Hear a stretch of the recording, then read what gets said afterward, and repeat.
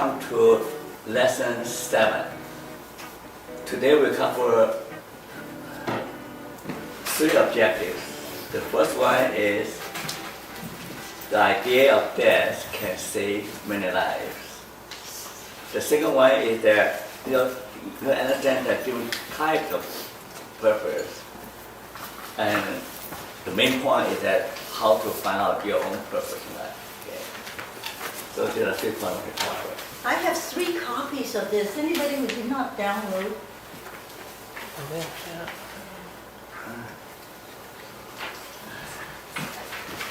Everybody knows Steve Jobs, right? Yeah.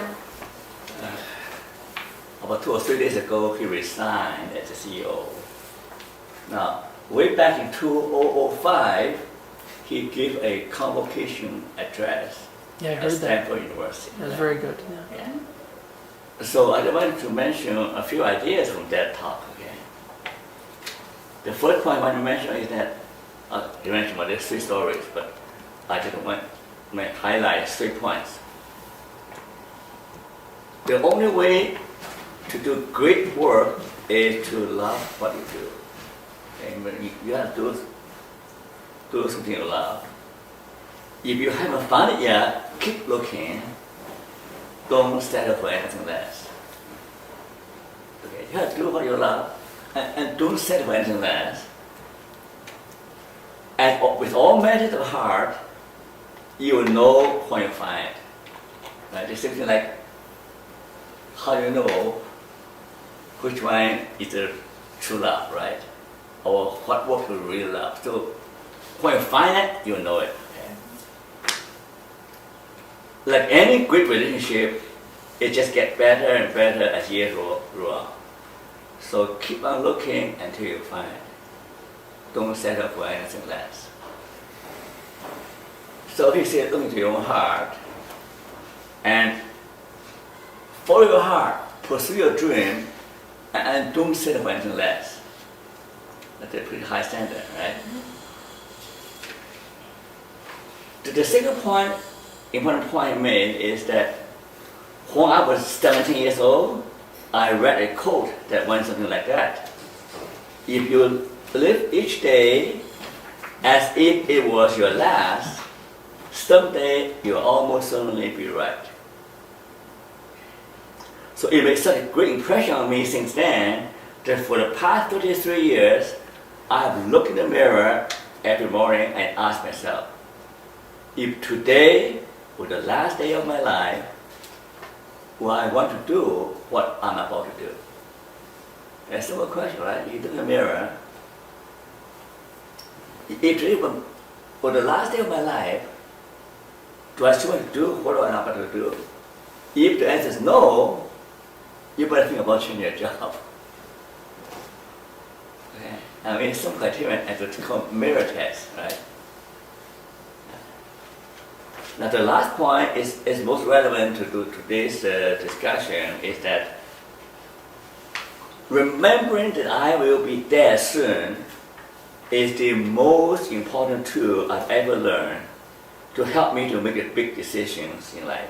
Why? Because almost everything, all the great expectation of pride, fear of embarrassment, fear of failure, all these things will fall away in the face of death, leaving only what really matters. That's why I say the idea of death saves many lives. Because if you spend your life chasing after expectations, external reward, recognition, so you know that one day they'll all fall away. What will remain is that you've done something you've done something important with your life. That's what really matters. Okay. Now, this is Steve Jobs is a remarkable guy. He dropped out from school after 6 months in college. And he knew exactly what he wanted to do with his life. You know, he wanted to change the world through technological innovation. Remember the famous Super Bowl ad? Remember the first? when Apple just started, he had the guts to have a commercial during Super Bowl featuring a little David challenging the huge Goliath with IBM. And his ambition was to knock down IBM, what they did. And those days people laughed at him, right? He was a little kid. And now he's way bigger than IBM. Right? So, but then he's a very gifted person. Not everybody is gifted, as fortunate as Steve Jobs. Okay? Now, another person is in a very different arena, Jack Layton. Now, Jack Layton, retired 2 or 3 days ago. Hi, Joy. He wrote the last letter to the Canadians. He said, all my life, I worked to make things better. Hope and optimism have defined my political career. At my time in political life draws to a close, I want to share with you my belief in your power to change the country for the better. We can make Canada better, make it a country of greater equality, justice, and opportunity. Now, you might not agree with his ideology. He wants to bring socialism into Canada, right? That's his ideology. But you have to admire the guy. He has a single purpose in life, that is try to make Canada a better country. You know, in the beginning, there was what you call NDP, NDP, right? So he entered politics as a councilman in Toronto, right? And spent his whole life in politics with one aim, one purpose, to make Canada a more equitable, more just society. Now, when we look at these two people, we know that what drives them and what motivates them in the face of obstacles and cancer and death, what motivates them is a clear sense of purpose. They know what they want to accomplish in life. Now, if you know what you want to accomplish with your life, then you're miles ahead of your colleagues. Now, most people in our society, you know, they're pretty practical. Say, well, more children or young people say, I want to get a good job, make a good living. That is as far as they would think. I want to get a good job, make a good living. Now, that is not really, the purpose of life is not making a living, right? I mean, you need to make a living, but there has to be more than making a good living and making a living. So if you're always thinking it's to do with making a living, and then you will not live a very fulfilling life.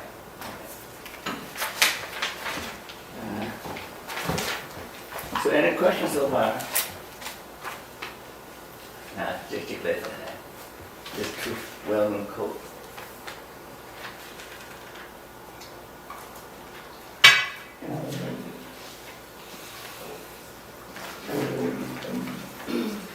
Now here's my question. What makes one's life rich in poverty, another life unfulfilling in abundance?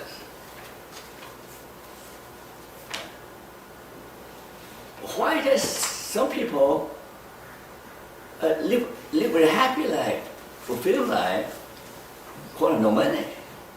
And there are people who are loaded with money, they're miserable. Why? Why? So I said the answer may be found in terms of purpose.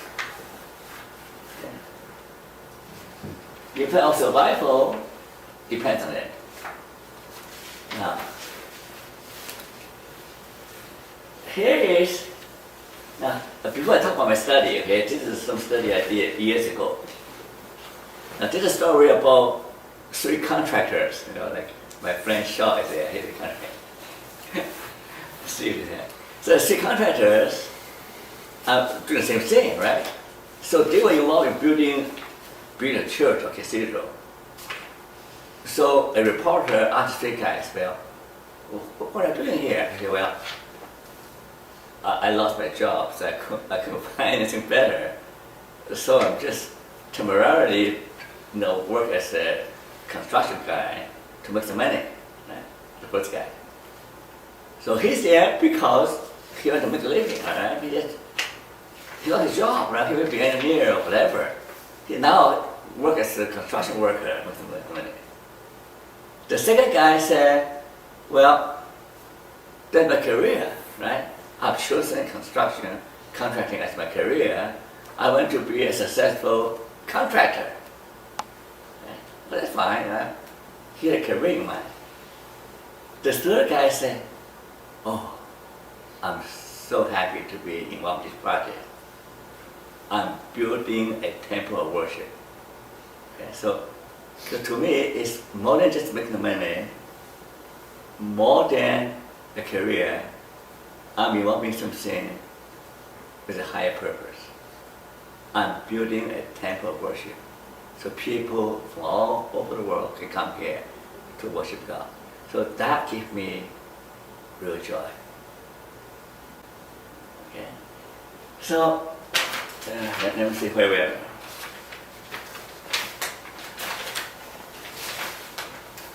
Now, the same thing applies to school.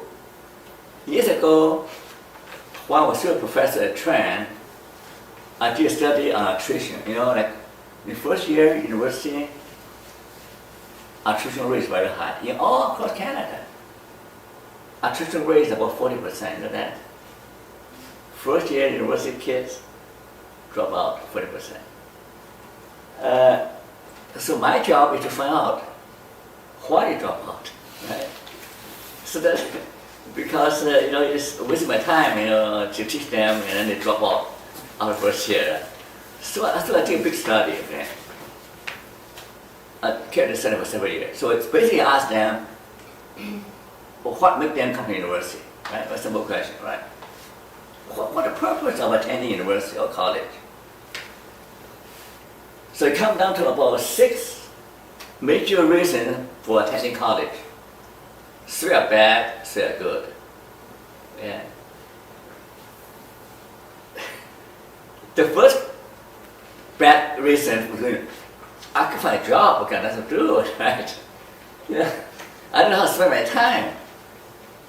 I can't find a job, so myself go to school, right? So that's not good enough reason, right? So the second one is parental pressure. Chinese parents, they always pressure the kid to go to college, right? You got to go to university, otherwise you're a failure, you're a disgrace to the family. So a lot of parental pressure. Kids say, oh mom, I want to become a mechanic. I don't want to go, I want to be an apprentice in a trade. I don't go to university. Our parents will be very mad. So that doesn't work. Because if the pressure by the parents didn't last very long, they don't do very well. The third reason is that, well, all my friends are going there, right? I'm going to meet boys, meet girls. So you go to university to meet boys, meet girls. So students who subscribe to these 3 reasons, they're more likely to drop out, more likely to not do too well. Now, there's a good reason for attending university. The first one is, I love learning. There's a goal in the book. There's intrinsic value in acquiring knowledge. It's satisfying. It's really satisfying to learn something, to stimulate my mind, to stretch my intellect.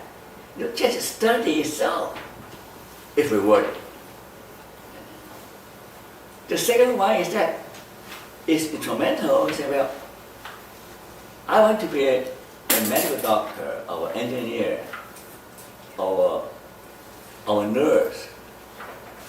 That's my calling. I want to be a professional person, to do something that benefits society. But you can't get professional without having university education, right? So they have a purpose. When students have a career purpose, they tend to do better. They don't drop out. Finally, I come to university so that I can develop myself as a person. Now, not just intellect.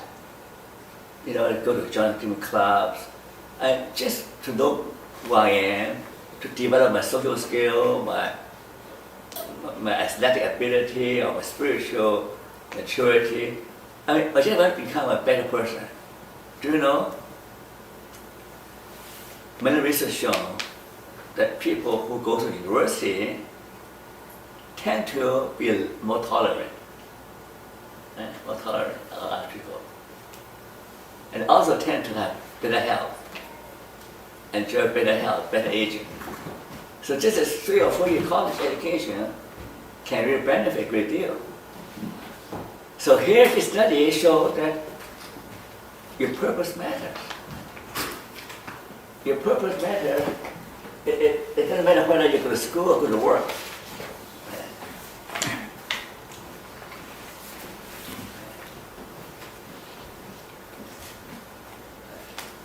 Now, in terms of job, again, we mentioned earlier, the attachment attitude. You can treat the job as make a living.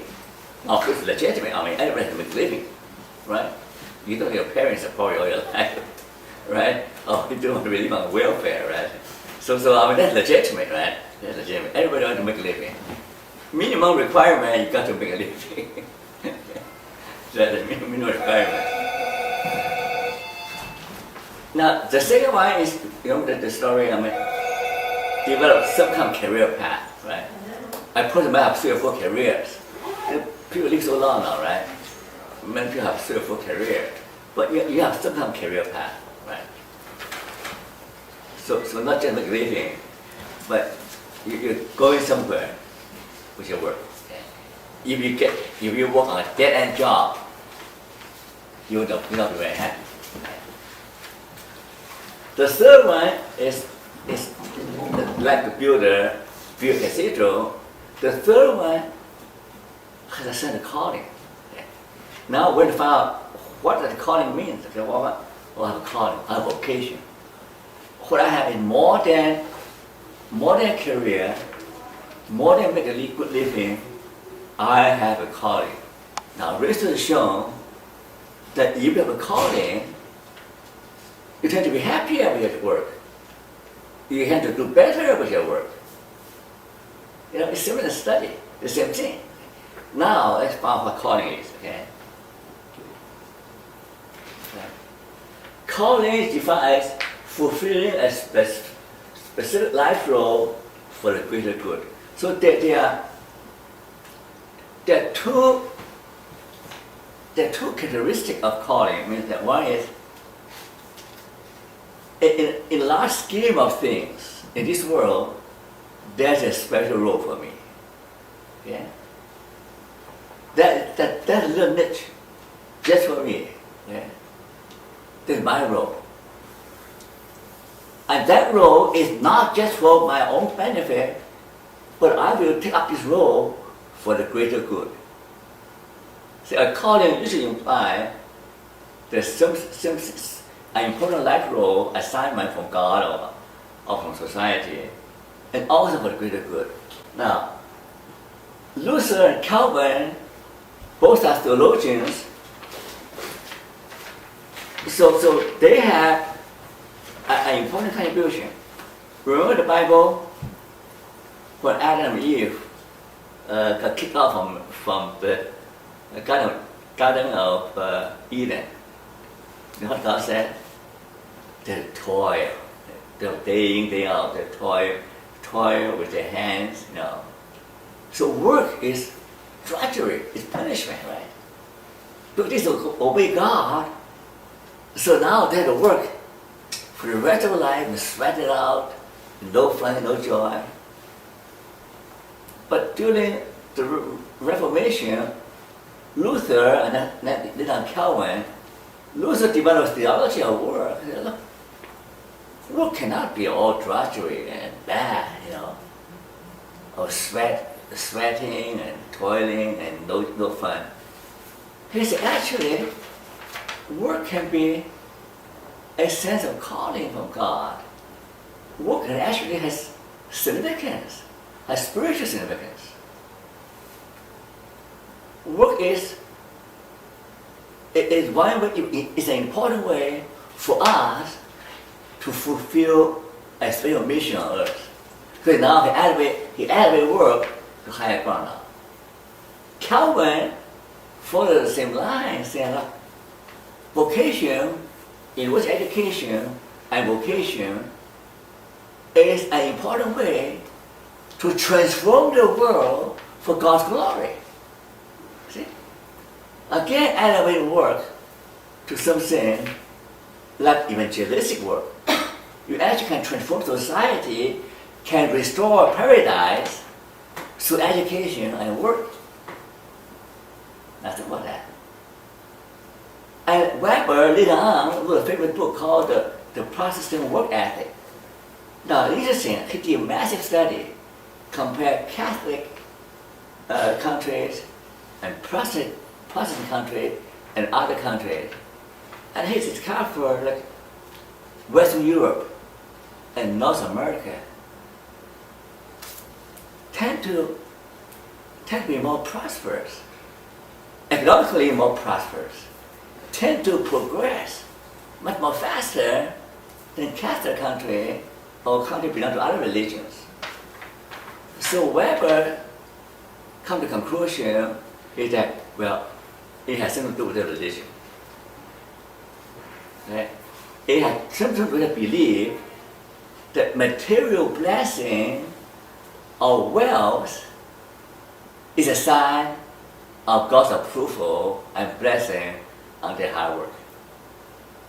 See? You work hard and God bless you with material wealth.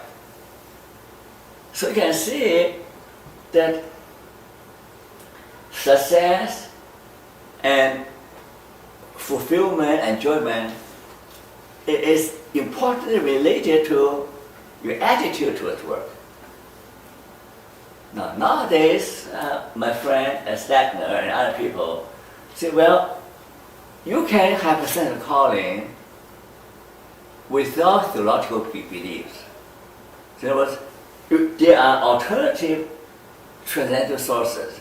You're going to say, well, my calling is to serve humanity.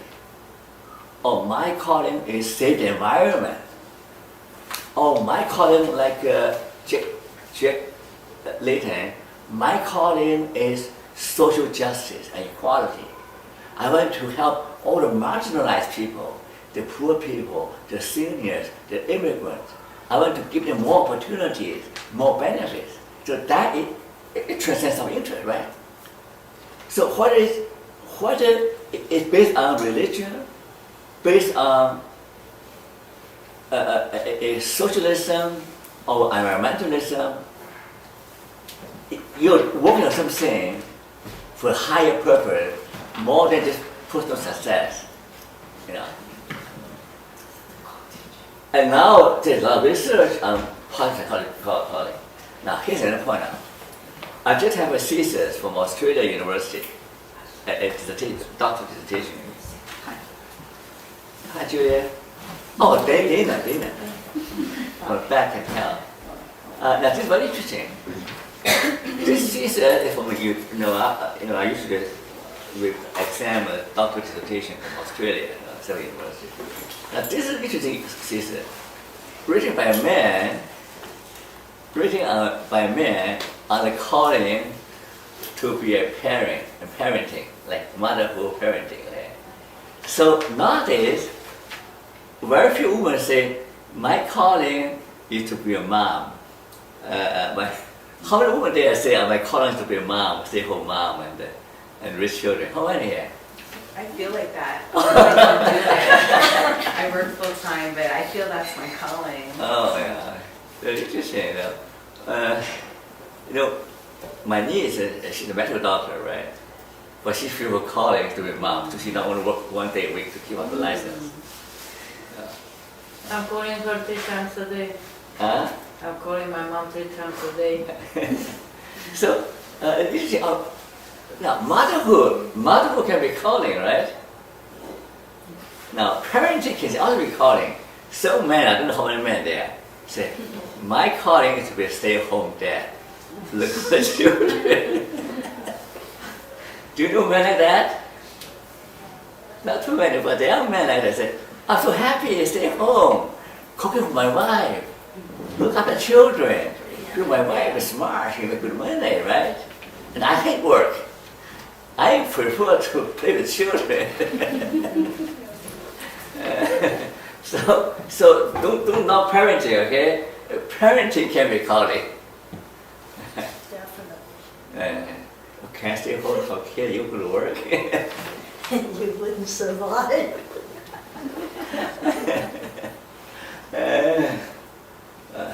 Now, my mouth so dry. What did I eat? My mouth so dry. Yes, there's. Restaurant food.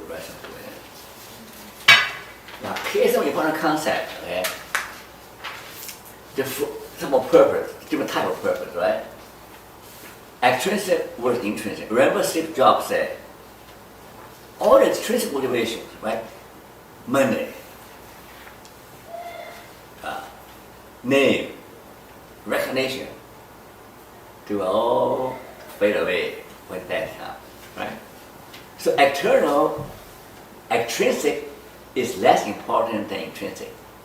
Now, this morning, when we go to church, I spoke to children running around there. You know, children ran around, up, down, say, quite full articles downstairs, come downstairs, they ran around. That was something intrinsic, but they ran around just for fun of it. They don't run around running a race, so I'm just getting nowhere, they run back and forth. They climb stairs. There's some energy, right? So intrinsic, right? But they just enjoy doing it. They can't sit still. They can't sit still, right? So, to kick in an experiment, a favorite experiment. Kids were drawing now, playing. So psychologist said, kid, will you do drawing, playing for me? I'll give you $5. Yeah? But do I give you $5? Sure, $5. Yeah. Every day the kid come here, $5. Then after a few days, the psychologist said, oh, sorry, I ran out of money, no more money, go back to the drawing. The kid lost the interest. Now, lost the interest. Why? Extrinsic motivation undermines intrinsic motivation. Right? You become rewarding kids for doing things. They lose the interest in what they're doing.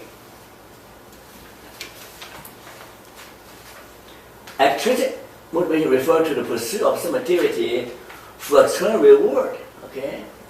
Extrinsically motivated activities are a means to an end. Right? You do something in order to get something.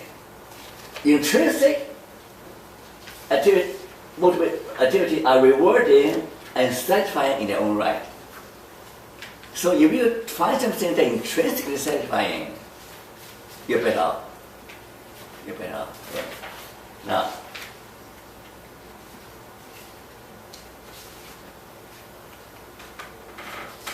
Now here.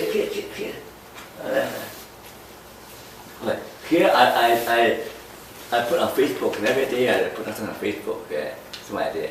I said, there are 5 sources of intrinsic motivation. Love someone unconditionally. That's intrinsic, right? True love does not ask anything in return. Right? Do you agree? True love is intended for the other person's benefit, expecting nothing in return. Most parents love their children. They're smart and expect the kids to love them back when they grow up. Okay? Chinese parents get very mad at children because they expect children to take care of them when they get old. When children cannot do that, they're very mad. So that's not intrinsic anymore. Extrinsic. I raise you so you support me when I get old. Right? That's extrinsic, right? Tell your parents that extrinsic no good for you.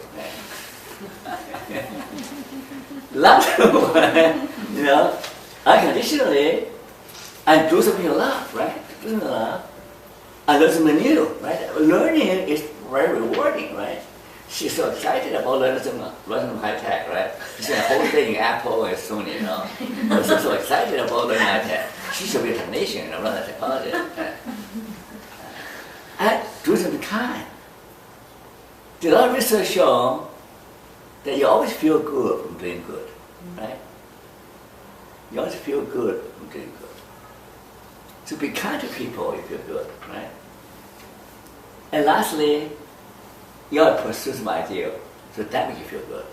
It'll make you feel like worth living. Steve Jobs said, don't settle for anything less, right? Don't you settle for anything less. Follow your heart. Pursue your dream.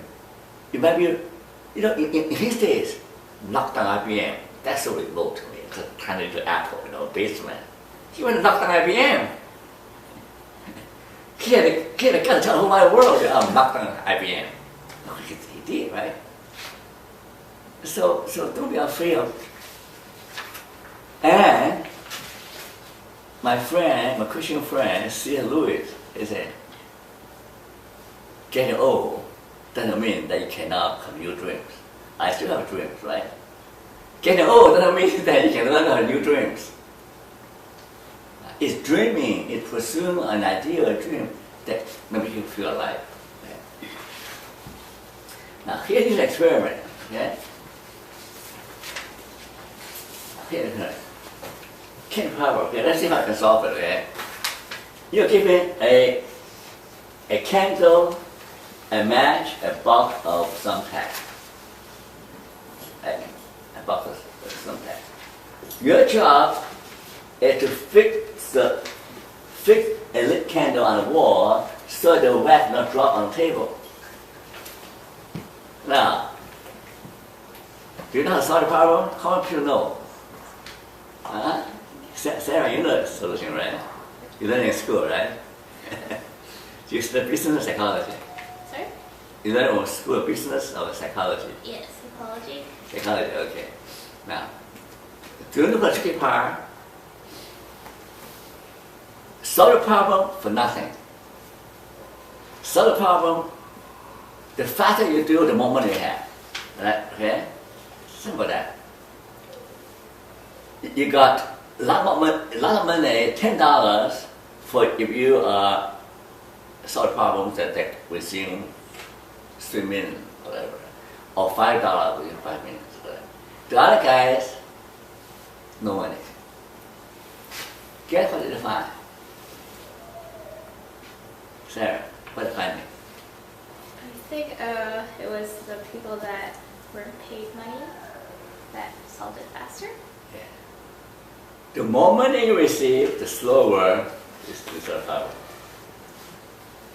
Now, this is another example that extrinsic motivation doesn't work in terms of high-stake work. You know, problems of high-stake work in terms of creativity. Money work for routine work, right? Piecework. The more money you give, the faster you do because, right? Yeah.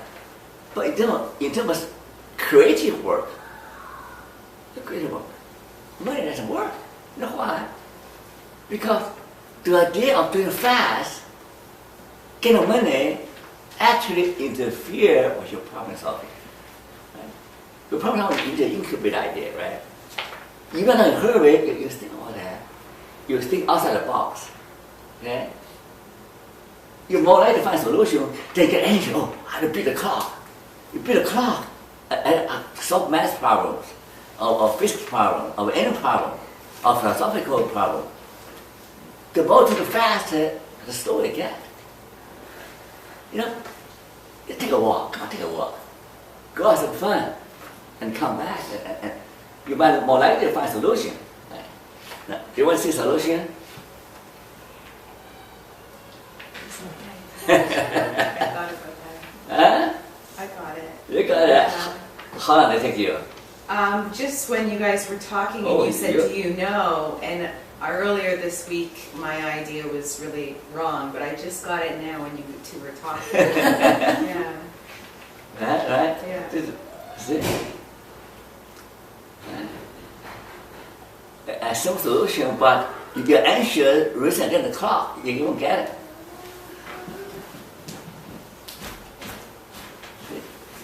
I saw The it. box, the box of the thumbtack used as a platform. Yeah. What is in the box? The box holding the thumbtack, right? You just throw that out. What is it? The candles in the Yeah. box. The thumbtacks were used to put the box on the wall.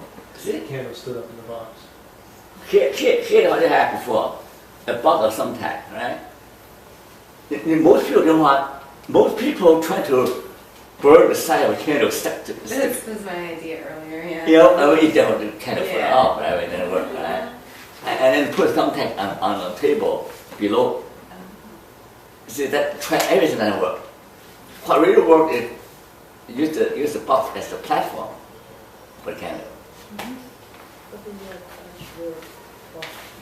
And also Thumbtacks. So extrinsic. Yeah. Too heavy? In the box. Oh. So intrinsic motivation is always better, but yeah, if possible. Can I ask a question? Yes? So what does this mean? Huh? Are you trying to say the extrinsic motivation is better than the intrinsic? Yes, always. Always I give you 100 studies. 100 studies. If you want to make the worker more motivated, okay, more productive, or make yourself, okay, living a more fulfilling life, more productive life, you have to focus on the intrinsic motivation.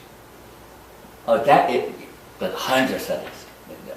Yeah, very, very clear. You have to do something for your intrinsic value, not just to do something to get something. I marry you so that you put me to school, or I do business with this guy so use him. Or you come using people. No relationship will last if you can use people, right? You say, oh, I'm going to marry you because I love you. Okay? I want to bring happiness to you. That marriage usually lasts. No, here's the proof, right? I live to make her happy, right?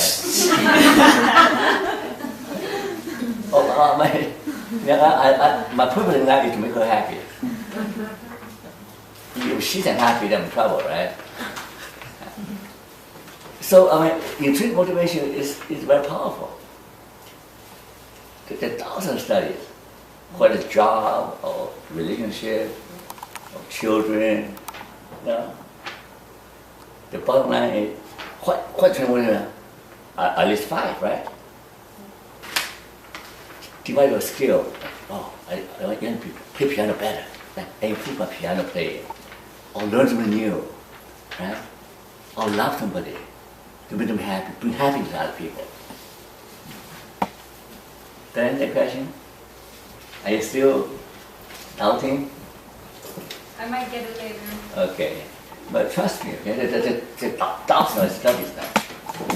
The conclusion is intrinsic motivation is better for you. Yeah. When you discover intrinsic motivation, you're happier. Yeah. Now, here another fundamental difference. Approach versus avoidance.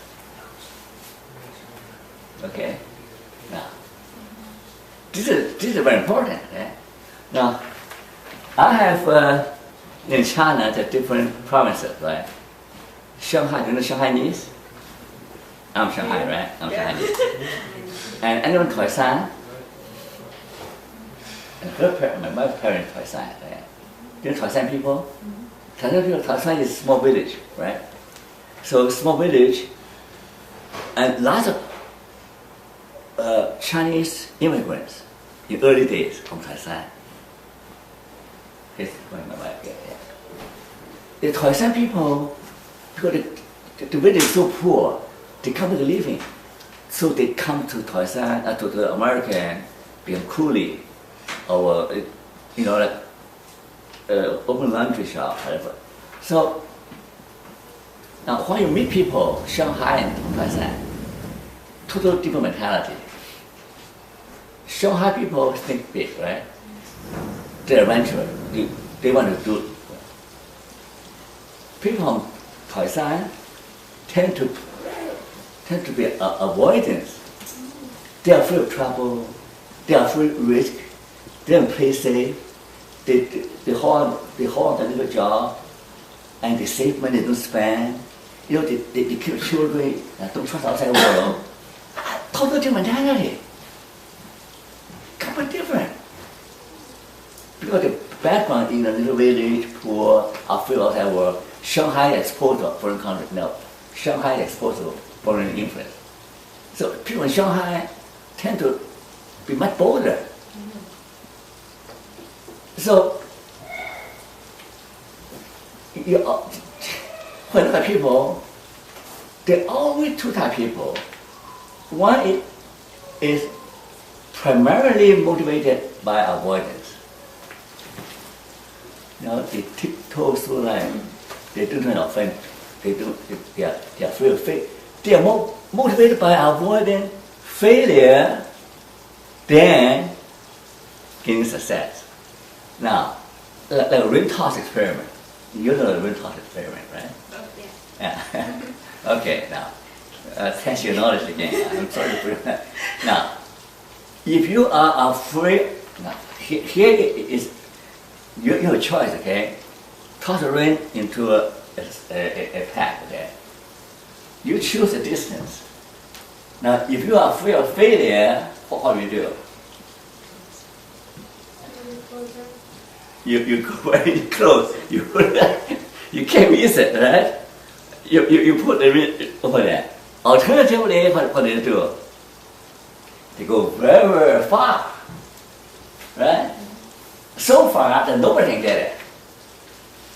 Okay, so far the student ring didn't get it. Well, nobody will get it, so they don't feel bad. So they fail, but no shame because everybody fails.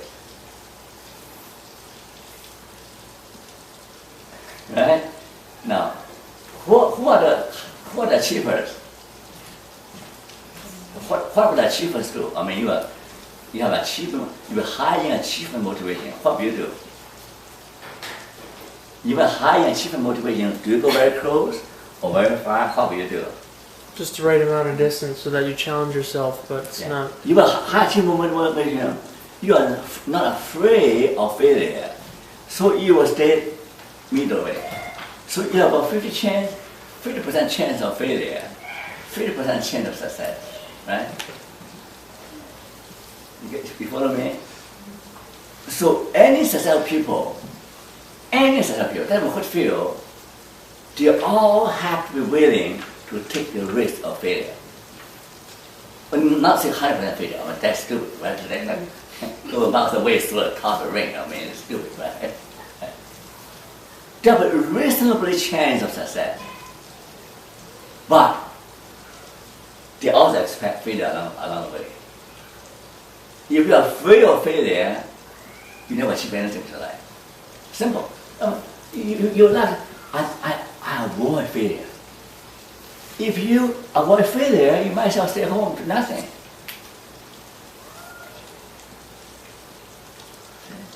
So intrinsic is not good for you, avoid is not good for you, okay? But intrinsic is good, approach is good, right? Next one will be, now the last one I talk about, it took an orientation now. Meaning was happiness. What do you do with your life? Did Jack Layton say, oh, my purpose in life is to be happy? No. My purpose in life is to make Canada a better country, right? I want to make Canada a better country. More just, more opportunity for the marginalized people, more equality. So that meaning is more important than happiness, right? How about Steve Jobs? His meaning of life is not just I want to be happy. His meaning of life, I want to bring technology to everybody, to increase the power of communication and control, make their life better. I want to change the world through technology. I want to make high tech available to the consumer so everybody can benefit from technology. That's his mission, right? Not personal happiness. Another way, he met many obstacles. At one point, Apple almost bankrupt. Remember? They had to ask Microsoft to bail them out. So it's a long struggle. A long struggle. So anyone who wants to live purposeful life, meaningful life, has to say, I want to live a meaningful life, not just want to be happy. Okay? But when I pursue meaning, happiness comes to the back door. That's the idea, right? So any question about that? Now, how do you find how do you find your purpose in life? Right? The first point is that you have to pursue something that is consistent with your inner goodness, with ethical principles. If your dream is to, like Hitler, world domination, or kill all the Jews, well, that's not truly meaningful life, because you cannot build your own meaning at the expense of other people. So your personal pursuit has to be based on some ethical principles. Okay? And now the second approach is look deep in your heart. That's what Steve Jobs said. Look deep in your heart, to see what's your deepest longing. What is your most persistent dreams? Look at yourself. Don't look at else outside. The third way is more objective. In career counseling, you go to career counseling. They assess your interests, they assess your skill, your strength. So they're more objective approach. But give yourself a whole batch of tests to see where your interest lies. Right? That's another approach. The fourth approach is to look what opportunities and resources are there. Not everybody has opportunities to go on higher education so sometimes you just don't have the opportunity. Like some people in China, they're very smart people, but they're handicapped in the language. Yeah. Because they could not speak fluent English, they are handicapped. They do not have same opportunities as people who are born here with English as a natural tongue, natural language. So they have handicap here. They start with handicap. So you have to find something that within the constraints of opportunity and resources. And also, sometimes, especially I know women, okay, who have given a career in order to look after their aging parents. Now, how many women are willing to do that? And Jessica done that to some extent. She gave up the study for 1 year to look after mother. So there are women who are willing to sacrifice their own career to take care of their parents. So now you're a situation of conflicting demand now, right? My dream versus my love for my parents. So sometimes you have to delay your dream, delay your pursuit for the benefit of your loved one. So there's a lot of factors there. The last point is that, the famous book, Purpose Driven Life, he said purpose in life is not about you, it's about what God expects from you, right? So, you're a Christian or an unbeliever, you say, well, what does God want me to do with my life? Right? So there are different ways to discover your calling, your passion. If it's the calling, then you feel very passionate about it, right? If there's no passion involved, most likely it's not your true calling. Your true calling, you pursue a true calling, you have to feel very good about it. You have to feel totally committed. You have to feel totally engaged. The excitement, the energy, the joy, the expectation, right?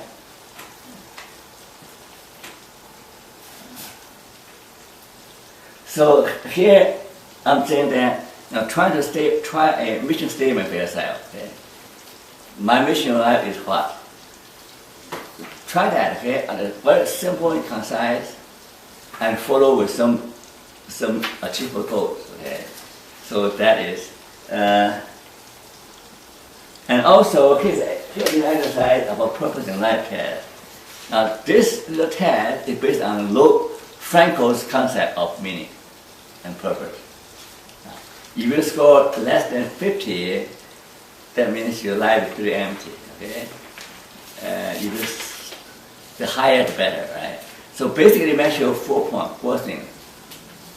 One, measure a sense of responsibility. You have to respond to something.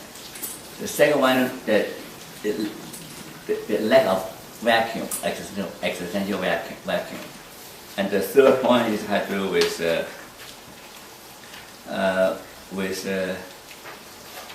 life goals. Okay? And the fourth point is has to do with